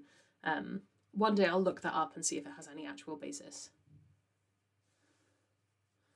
Aw, wonderful way to start my week. Thank you. I'm just reading nice comments now. I just have anxiety. Like, I have generalized anxiety. That's just my life. I was with a friend. I can laugh about it. I find it a thing that I am able to cope with generally. We were out, I was at a drag show on Thursday because a friend of mine was performing, and it was in this wonderful theatre in Oxford called the Old Firehouse, which do amazing work. They're also a charity. And we were there having a wonderful time. And it got to the end and everyone was like circling around. We were having a chat with our friends. And I had a backpack on. And I just like had a moment where I was like, I'm in the way. I'm in the way. And I said to my friend who was with me, I was like, it's my superpower. Wherever I am, I'm always stood in the way of where someone needs to be. And and this friend turned to me and like saw into my soul and just went, or do you just have anxiety and you feel like you're in the way? And I like fully like slow zoomed out, like, oh, maybe that's what it is. It was deeply, I felt seen and known. It was great. And knowing when it's raining by just looking at the clouds as growing up in the UK. It's going to rain today. Look out the window. Yes. I feel like regardless of whether there are clouds in the sky, is it going to rain today? Looks out the window. Yes. Especially if you've got laundry on the line. That's the plan. I get anxious doing lives. Always scared no one will show up. See, I just prime my friends. I'm like, Ashford Justine, please come. And they very kindly join. And it's nice. I feel like now we've gotten a routine with it. It's good. At some point, I might have a life plan on a Saturday. I think at least the last 2 weekends of August, I am actually away, living a life in the world. But yeah. Right, we should be sprinting. But we aren't. I need a sprint timer, a break timer that like goes off aggressively. Maybe we should all put our laundry out, get the storms to finally turn up. That's like in Sisterhood of the Travelling Pants, where she tries to get her period to arrive. That's a really specific reference, but if you've read Sisterhood of the Travelling Pants, you'll know. In fact, no. If you've read the sequel, whichever one it was they made a film of, the summer one. That's fantastic book. Another great nostalgia read. Anyway, we're doing sprints. That's what we're doing. I'm going to start the timer now, and when we're back, we will do the best thing. Good luck with your... Oh, I've lost my Lost my screen. There we are. Good luck with your meeting. I hope it goes really, really well. Everyone send good vibes to Angela for the meeting. During this sprint, we shall just send good vibes. And I shall see you in half an hour.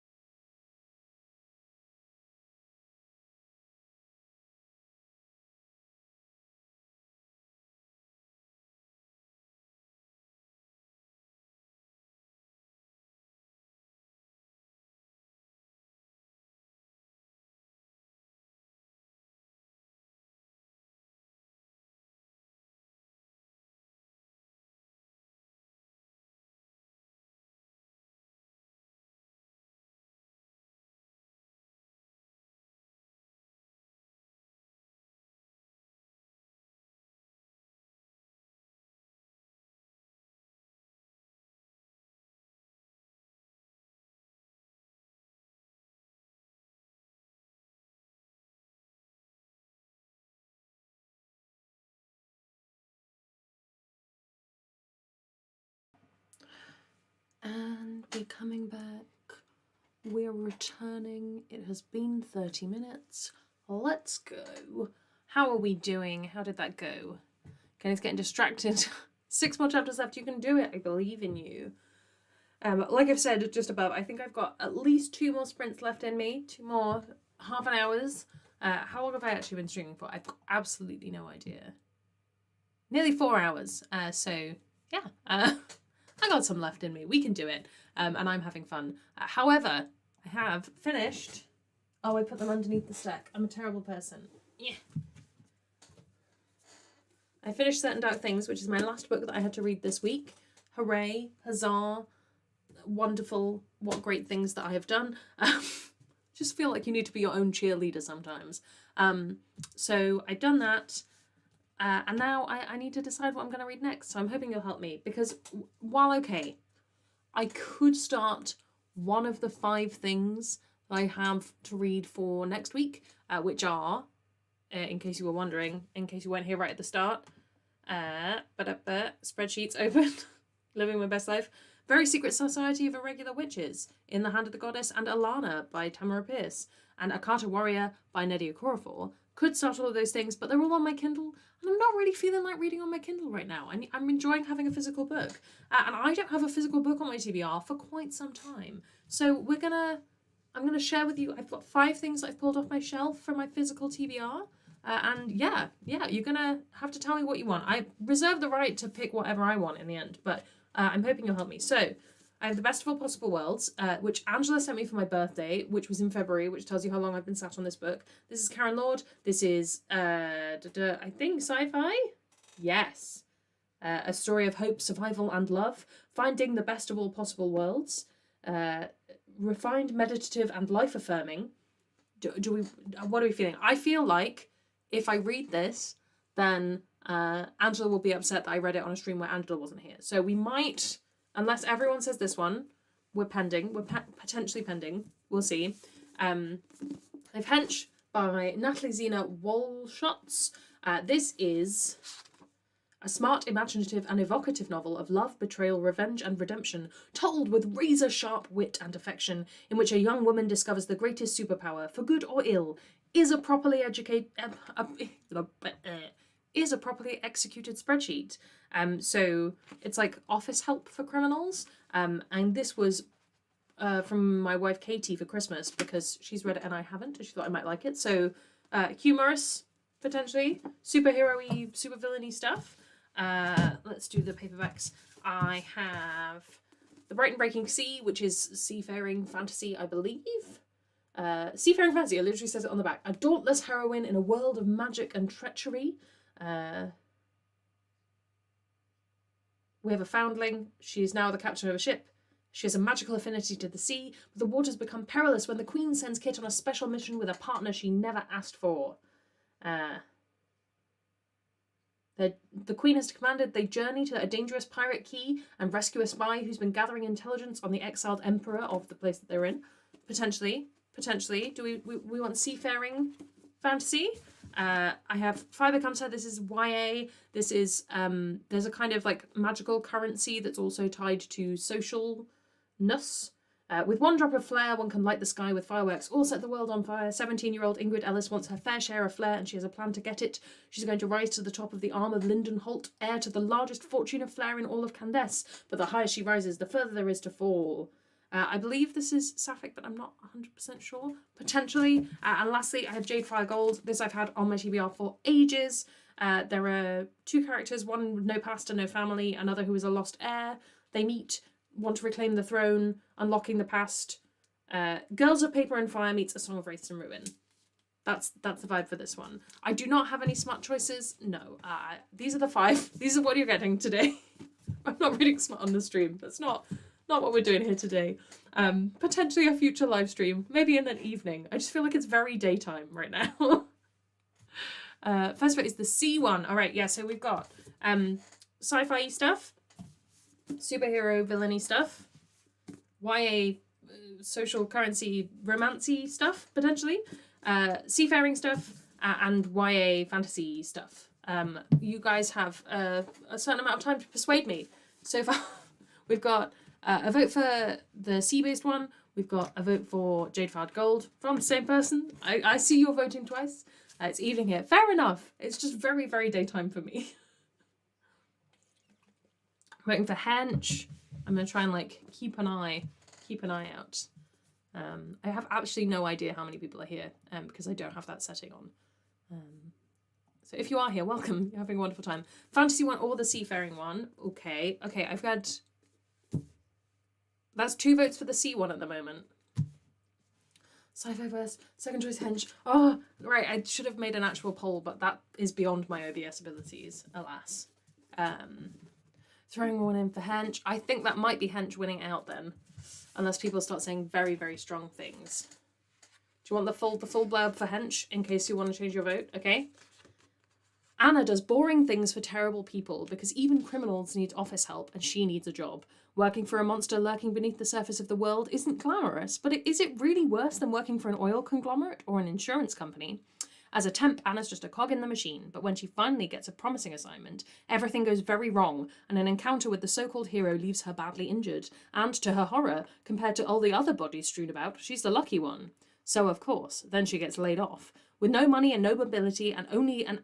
Oh, sorry, my teeth aren't in today. With no money and no mobility and only her anger and internet research acumen, Anna discovers that her suffering at the hands of a hero is far from unique. When people start listening to the story that her data tells, she realizes she might not be as powerless as she thinks, because the key to everything is data, knowing how to collate it, how to manipulate it, and how to weaponize it. By tallying up the human cost these caped forces of nature wreak upon the world, she discovers that the line between good and evil is mostly marketing, and with social media and viral videos, she can control that appearance.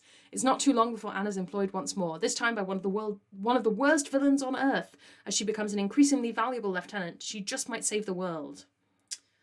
Explores the individual cost of justice through a fascinating mix of millennial office politics, heroism measured through data science, body horror, and a profound misunderstanding of quantum mechanics. I think we're here for Hench. Are we not? We've got 400 pages, but it's quite big font, so I reckon we can really make a dent in this. Let me tell you when I'm meant to be reading Hench, because I put everything on my TBR goes into my schedule, and then if I get to it early, I get to it early. So we would be saving future Judith a bit of time in week beginning the 19th of December. We're saving Judith some time and space. Should we do it? Let's bring Hench in. I have actually been wanting to read this for a while, although it does have deckled edges. I don't know.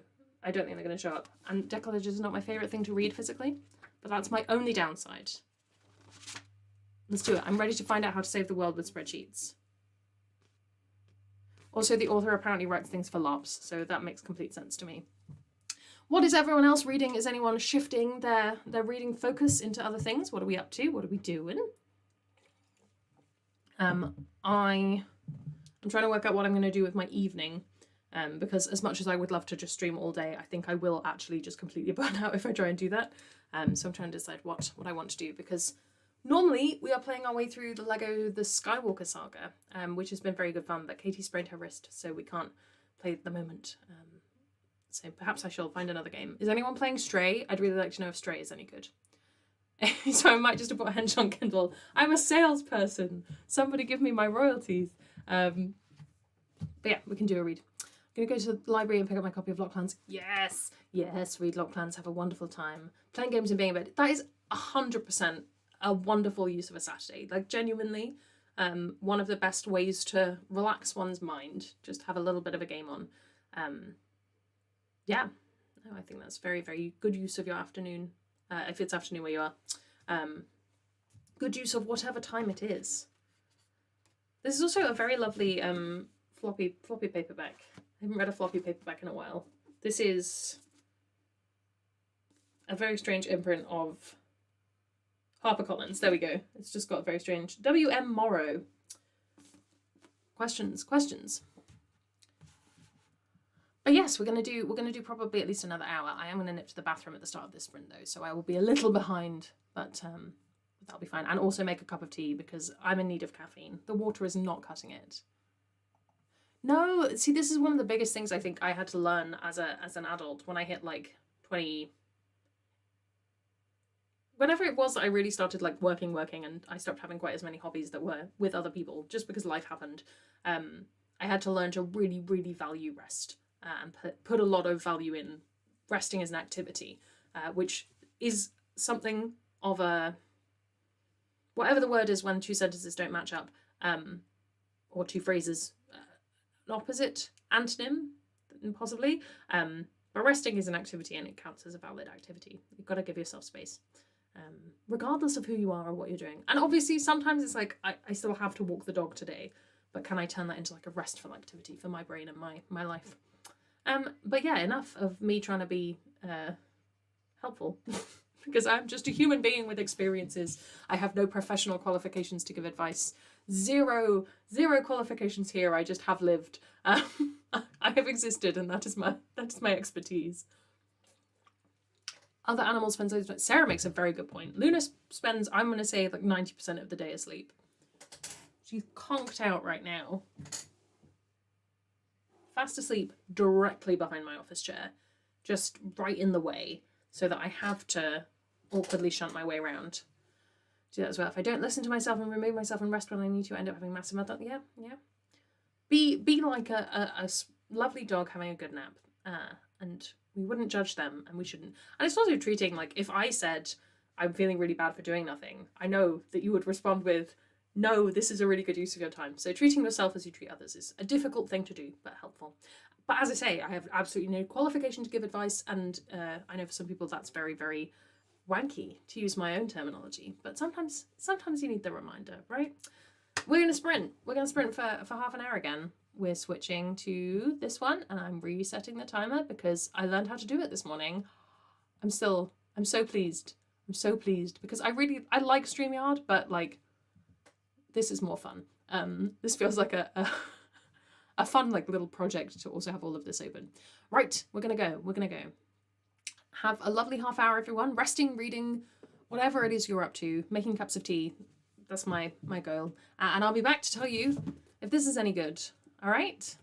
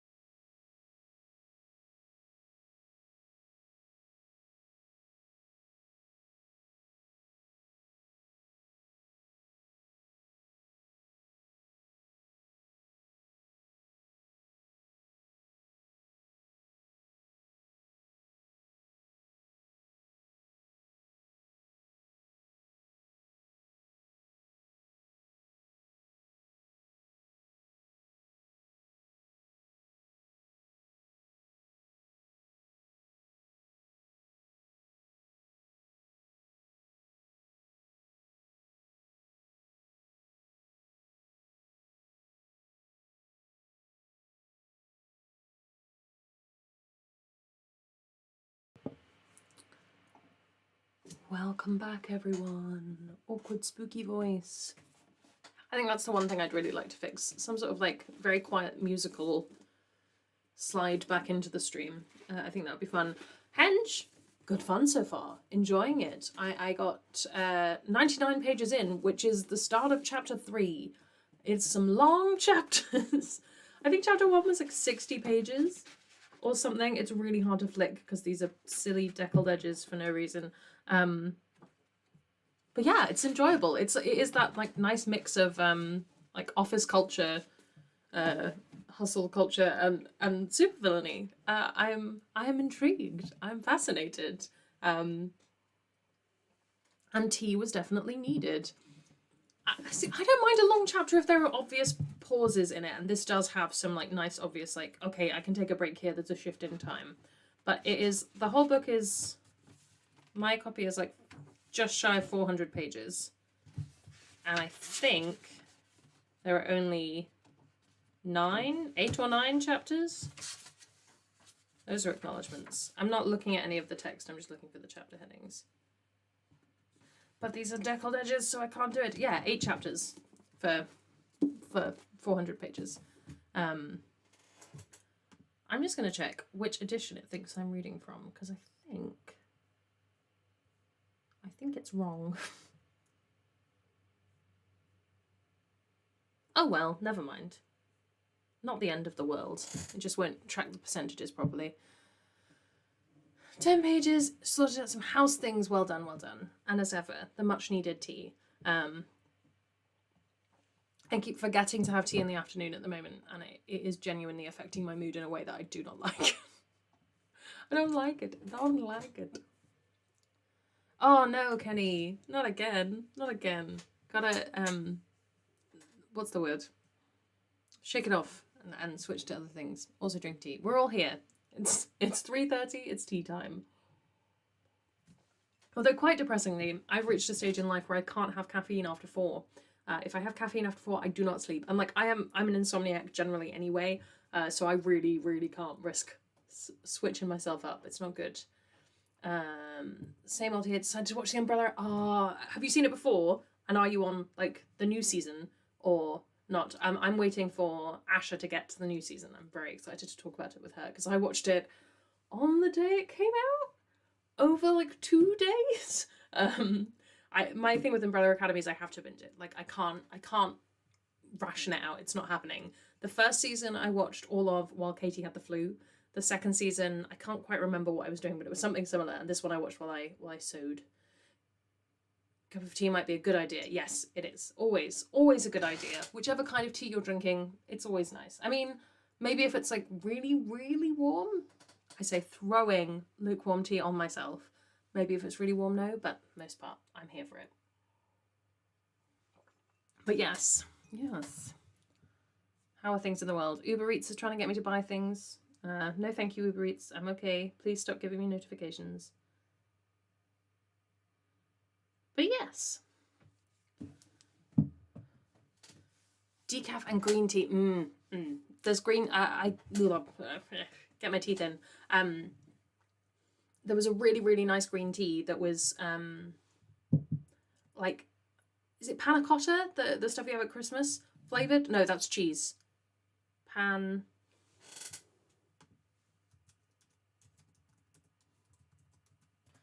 Panna cotta is a dessert, but that's not what I'm talking about. Italian cake Christmas. Panettone. There we go. Was panettone like infused, flavoured, vibed green tea that I had last Christmas that was so good. But what I haven't bought any green tea because what I really want when our current kettle conks out, because I don't believe in buying new things when the old thing works, I really want a kettle that can do varying temperatures. And I would love a kettle that can do like the right temperature for green tea without having to do that thing where you're like, it's probably cool enough now. Watching the new season, it's so good for that. I had a happy heart moment. It was lovely. Sleep cycle's completely flipped. I'm sorry. Carbonite sleep. Fun swapping that is getting back on track. I have friends who work in like emergency services who work really weird hours. And I think almost it's the fact that you have to do both, like you have to do night shifts and day shifts. I don't know. Has anyone read, it's called The Psychology of Time Travel. And it's a fiction book, but it has a whole thing about one of the big catalysts for what happened is actually a result of time travel messing up someone's circadian rhythms, and it's really interesting. Love a kettle like that. They exist, and they are like just more pricey than a current kettle like a normal kettle would be. And we had a time after university where we had just too many kettles because both of us had ones from university that you just have in your room, but both of them were really small. And then we had another kettle, and we gradually, you know how these things are, they break. So I refuse to buy new ones. I know Moon has one, I think, and I'm very envious. I just dump the water on as soon as it boils to ambition, but then that makes green tea go so bitter. I tried to convince my mum that green tea was nice, and she kept being like, it's disgusting. And I was like, you are making it too hot. You are scalding the leaves. And I'm not like a tea purist. I know some people who get really into like the ritual of tea and the chemistry and all of this stuff. I'm not one of those people, but just like, it won't taste good. It won't be nice. Always boil my water for tea in a pot and desperately want a kettle. Yes, I don't know why more people don't have them across the world. They are the perfect object. Like the idea of not having one, baffling to me. When we were in, this is so I'm such a wanker, but like when we were in Italy, we didn't have a kettle because they didn't do them because they make all their coffee on like stovetop pots, or you just go out and buy a nice coffee from the little cafe in your village. We eventually like managed to source one, and all the Brits were just like huddled around the kettle in the schoolroom, and we had like someone had a spare toothbrush that they hadn't used, and we were using that as a teaspoon because there wasn't even a teaspoon. That's how little there was tea. Oh, another good Italian memory. They all come up. This in the summertime, it just comes back to me because I really want to go back. Library has that time travel book. We'll reserve that idea. It's good. It's really heavy, and very very emotional, but really really interesting. It's basically if time travel got invented in the 1960s, well, that's the conceit, is that time travel gets invented in the 1960s, and by 3 women, which is very cool, but it means that all time travel is sort of like hubbed in on this 1960s view of mental health and how you protect people's mental health and what welfare you have. So it's really, really like bad. And it's much more character-y than that. And it's one of those books where you get to see what happens and then you see how it led up to that. It's one of those kind of wibbly wobbly, timey-wimey ones. But so we did it by audiobook this time last year when we were on holiday. We had to drive from Norwich to Essex and then from Essex back to Norwich. And Katie and I listened to it and we both had a really good time. But yeah, very, very heavy. Went to Aldi yesterday and this Diplomat Passion Flower Chamomile and apple tea. Ooh, that sounds very, very pleasant. Oh, yeah, definitely. All good. I love chamomile tea. It's very nice. One thing I really want to make is pineapple weed tea, which is a weed that grows quite a lot around here, but I haven't found any in a place where I'm like, I trust that won't be covered in actual like petrol and sadness. But apparently that tastes like a very nice chamomile tea. So I would like to forage and obtain that. But yeah, we don't have any in a way that's like safe to consume. But yes, more reading shall occur. I think we're gonna do one more sprint. I'm sorry for those who have only recently joined us, but it has been like 5 hours, 4.5. It'll be 5 hours by the time we're done. And I should probably actually spend some time with my loved ones today, including the dog who is sleeping behind me. So we shall do one more sprint, one more natter, and then I shall be on my merry way. But I hope that this has been useful as like a good reading tool. I really enjoy doing sprints. I think it's very helpful for me to get my Saturday in gear. Otherwise, would I just sit on the sofa watching Instagram Reels for 7 hours? Probably. Not that there's anything wrong with that, but it's less helpful than this for me. Great timing getting dinner after that. Nice. I think we're going to go, it's probably cool enough. We're going to go on a nice long dog walk for the first time. We've had to do very short walks with a lot of like running after a ball with her because it's been too warm to be out. So yeah, that's the plan. But although you have all got me very tempted to revisit the tea company that I bought that panettone flavoured tea from and see if they have anything similar, because that was like a Christmas exclusive. But yes. I'm trying to think what else I needed to say. The other thing that I'm up to is because when you finish one sewing project, you obviously immediately start the next one, and I want to make a version of Belle's blue pinafore from Beauty and the Beast, the animated film. And I have the fabric, I just need to wash it, and I have the pattern, I just need to test it, and then the two shall merge together and I shall have a beautiful garment. But I think I also want to make a petticoat for it, because I feel like that's the thing. There's so many sewing patterns for 50s dresses, right? They're everywhere, we've all seen them, but they never look as nice as they do in the illustration. Firstly, because it's an illustration and that's not how human bodies work, but also because when you make it, it doesn't have like the underlayers. So I really want to make a petticoat for it. So that's nice. You got over halfway through. There you go. We got there. Like, progress. I often say, like, if I managed to just read a page, then that's still more than I would have read if I didn't. Like, if I, for instance, yesterday, I was like, I'm going to have a bath and I'm going to read all of Certain Dark Things. And I started reading it. I read maybe a chapter. I just went, I can't. I'm not in the right brain space. I don't want to. Put it down. Put it to one side. And ended up watching, what was I watching? Some random YouTube content. You know when you just fall down a rabbit hole for maybe 2 hours. And it's still one chapter more than I would have read had I given up before starting. So that's always helped me. But yeah, I'm going to see how far I can get with Hench in the next half hour, because I do now need to finish this before the end of Sunday, else I throw off my entire schedule. So let's go. Let's do the thing. Let's do half an hour of sprinting, everyone. Let's live our best lives. Where's my timer gone? There it is. Reset the timer. Please let me reset the timer. Oh, it's there. There we go. Have a wonderful sprint, everyone. I shall see you in half an hour, and then we shall close off and you can all tell me what you've been up to and what you're up to for the rest of the weekend. So save those thoughts for then.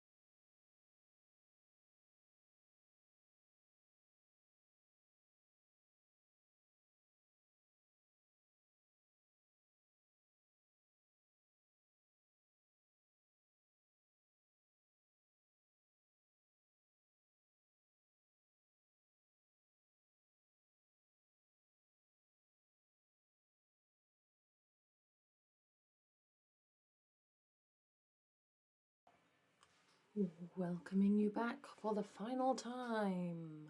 Oh, that's the one we want. This is the one we're going for. I'm loving it. Oh, have a wonderful sleep. Yes, please go to bed. Oh, 1:15 a.m. Go to bed. Go to bed. Oh. Thank you for joining. It's been lovely. It's been lovely. I am 216 pages into Hench, and it's fantastic. It's really, really good. It's really fun. Lots of like big questions, but not in an annoying way. And yeah, I really like the main character. I think she's very cool. And I'm interested to see where it's going to go in about half as much more book. And I think that's very doable today and tomorrow. So that's snazzy. 13 pages. Clap, clap, clap, clap. Yay. I don't know if this is the longest time I've ever gone through a stream. It might be about the same usual time. My stream stamina is about this. But yeah, how did everyone do? 1 chapter away from finishing. Fantastic. See, audio service. Yeah, no, I would recommend in case you really enjoyed the audiobook. It is so far, making no promises for the ending, it is so far an enjoyable time. Thank you for the recommendation / decision making, everyone. Sarah's only got 1 short story left in the book. Amazing, amazing. Have you found any that have worked for you? Or are we still in a fairly meh place with it? Both are fine, but hopefully at least a couple of them have been good. It's meant much practice, much practice.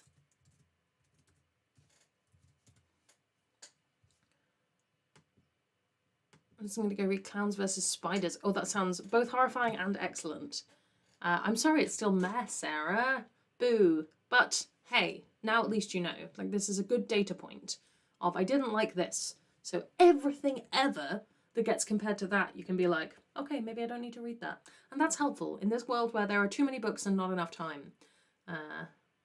You just need to get through it all, don't you? Hello, RG98. We are just finishing, unfortunately, but very welcome. Yeah, I'd say that I'd call that a success. Like, ooh, I'm losing myself. Ooh. Finish these and halfway through this. Like, I'm pretty chuffed with that as a project for the day. It was a good time. I definitely read more non-short stories because Fever Dream is amazing. No, very fair. I think there are some authors and some like people who write one or the other very, very well, or like even novels, novellas, and short stories. Like one of the 3 will be really good. I'm also intrigued by Clowns versus Spiders. Is it as entertaining as Killer Clowns from Outer Space though, which is an excellent film, by which I mean a terrible film. Clowns versus Spiders. Oh, that is not a book I would want to read, but it is a book. An intriguing cover there. 137 pages, pretty good for being in a read. That's fantastic for being in a reading slump. When I'm in a reading slump, I read precisely 0 pages. The way the light's on my glasses, it looks like I'm crying. I'm not, I promise. No, I think that's wonderful. I need to update Storygraph before I turn off all of these various laptops that I have running at the moment.